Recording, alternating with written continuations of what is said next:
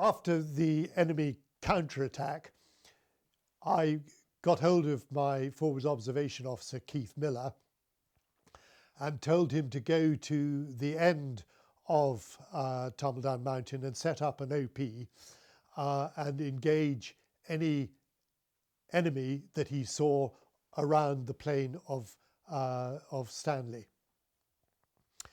And he did just that.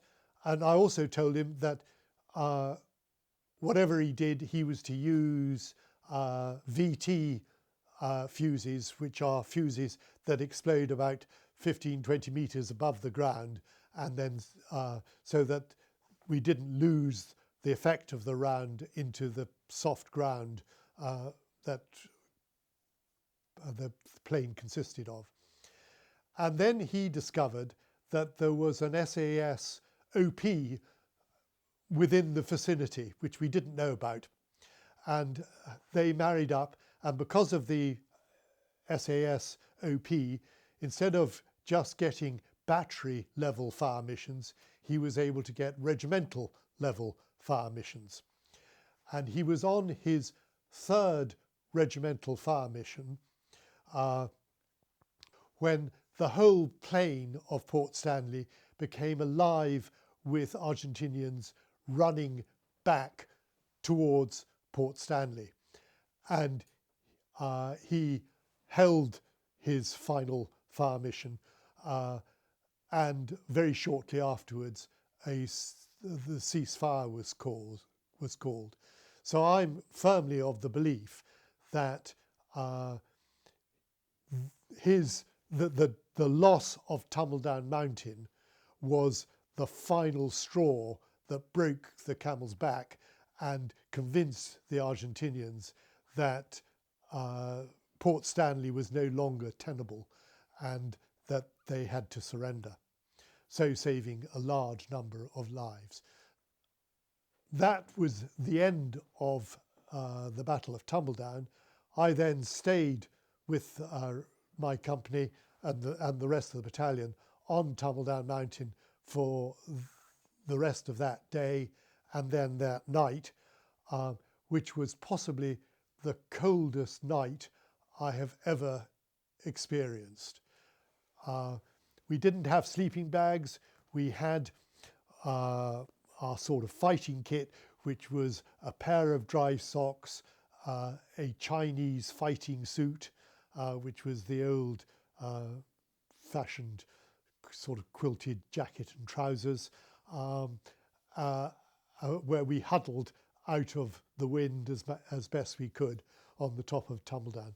It was extraordinarily cold. It was quite horrible. And then, I don't know why it was me that was chosen, but Sod's Law applied, and my company was chosen to go and take over the task of guarding 525 special category prisoners who were based at Ajax Bay refrigeration plant. And the staggering thing that hit me and my men was that the morale of the Argentinians was totally and completely shot. They had within their ranks 5 doctors and 5 vicars stroke priests. I think 3 were Roman Catholic and 2 were Presbyterian or whatever. And they had not conducted a single sick parade or a single religious ceremony.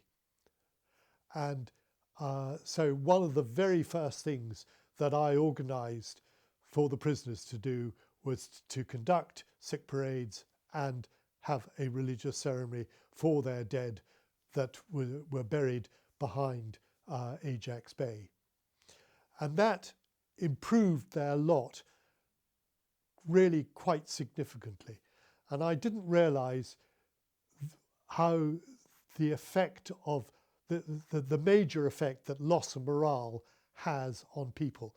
And we had in our group I think it was two full colonels, a significant number of lieutenant colonels, majors and captains. They had the complete hierarchy, and some